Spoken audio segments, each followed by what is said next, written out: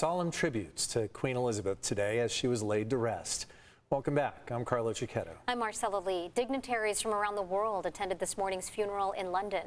Meanwhile, tens of thousands of mourners stood watch as her casket was brought to its final resting place. CBS 8's Shannon Handy has more on the ceremony, as well as how the Queen is being remembered here.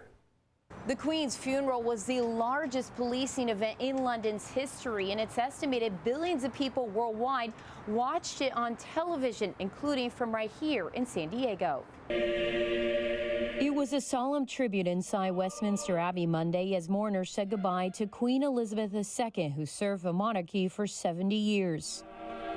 As the Queen's coffin was escorted inside, her son, the newly adorned king, as well as other members of the royal family, followed close behind. 2,000 people attended this morning's funeral, including President Joe Biden and First Lady Jill Biden. Outside, Westminster's tenor bell chimed once a minute for 96 minutes, marking each year of Queen Elizabeth's life. Meanwhile, tens of thousands of people stood along the procession route watching the Queen make her way to Windsor Castle, where she will be laid to rest alongside her late husband, Prince Philip. Even her pony and beloved corgis took part in the send-off. Every detail of the funeral was planned by the Queen herself.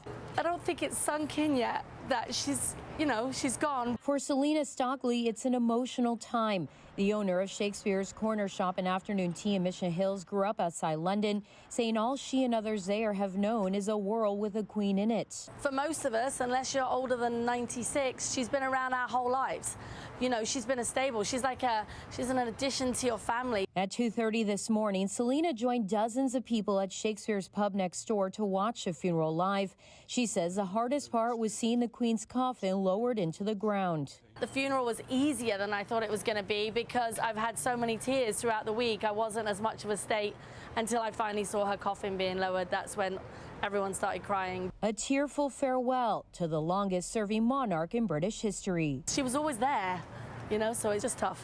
Shakespeare's Corner Shop and Afternoon Tea is planning a celebration of life at the end of October.